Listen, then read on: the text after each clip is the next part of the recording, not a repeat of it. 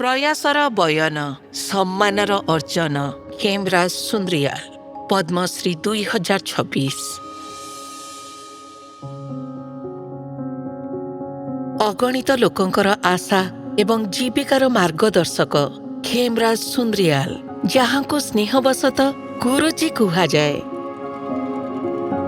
खेमराज को जन्म 1943 मसीहा पौड़ी गढ़वाल रे हेइथिला। आर्थिक अनटन जोगु से पिला बेले अनेक कष्टर सम्मुखीन होइथिले। जेतेबेले पढ़ुथिली मु संत कबीरଙ୍କ विषय जानिली। तांकर बहुत नाम आउ आमे तांकर अनेक पुस्तक पढ़िछु। तेणु मु तांको भलिया ही काम शिखिबी। मु निष्पत्ति नेली जे मु बुणाकार हेबी। हैंडलूम टेक्नोलोजी रे डिप्लोमा करिबा परे खेमराज सुंद्रियाल काम खोजु खोजु लागिला जे रोजगार पाई तांकु दिल्ली जिबाकु पड़िबो। किंतु पौड़ीरु दिल्ली जिबा पाई खेमराज को पाखरे टंका नथिला। दिने तांको दादा पुआ भाई आहत हेले आउ चिकित्सा पाई तांको दिल्ली नेबाकु पड़िला। तांकर जत्न नेबा पाई यांको साथिरे पठागला। आउ एही यात्रा प्रथम थर पाई खेमराज को दिल्ली नहीं आसिला। दिल्ली कपड़ा मिल रे काम करिबा परे खेमराज सुंद्रियाल बुणाकार सहायता केन्द्र रे जोग देले। 9-10 वर्ष बीतीगला। काशीर बुणाकार केन्द्र रे खेमराज जणे टेक्सटाइल आर्टिस्ट एस.बी. निकम को भेटिले।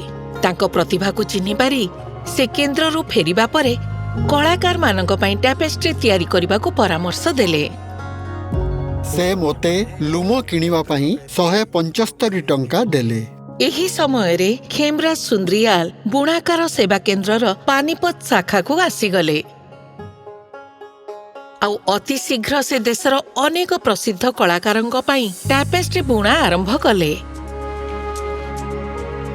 जेउ पिला पाखरे पौड़ीरु दिल्ली जिबा पई टंका नथिला तार काम ताकु देश विदेश को नेई गला। जामदानी टेक्निक रे खेमराज कर निपुणता उल्लेखनीय थिला। ता सह हत्ता टेक्निक एवं पॉलिस्टर रो बयन भी आरंभ करिदेले।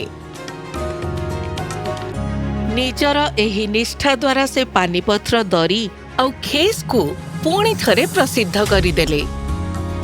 अवसर परे खेमराज जी विष्णु हैंडलूम कोऑपरेटिव आरंभ कले। जेउठारे से एपर्यंत 10,000 अधिक युवकों को तालीम दे सारिछंती। भारतर अनेक प्रसिद्ध अनुष्ठानर छात्र माने मध्य खेमराज जी ठारू बयन कला शिखिबाकु आसंती। एही कला मोते मान सम्मान एवं परिचय देइछि। एबे लागुछि मु एही कला को नुहे बरं एही कला मोते बुनिछि। श्री खेमराज सुंद्रियाल पद्मश्री 2026। कोटि कोटि नमस्कार।